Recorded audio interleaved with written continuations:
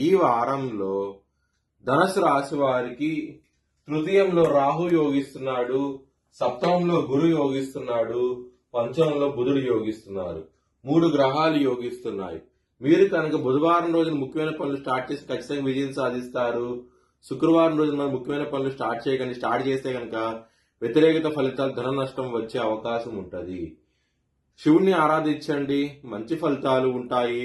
నవధాన్యాలు బ్రాహ్మణుడు దానం చేయండి, మంచి ఫలితాలు చూస్తారు. ధనుసు రాశి వారికి ధనపరంగా ఇబ్బందులు ఉంటాయి.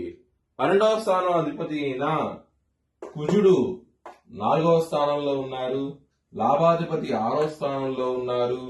ఈ విధంగా రాస్తున్నది కాబట్టి కొంచెం ధనపరంగా ఇబ్బందులు అవుతూ ఉంటాయి. కొంచెం జాగ్రత్త తీసుకోండి. కుటుంబ పరంగా సమస్యలు ఉంటాయి. కుటుంబాధిపతి అయిన శని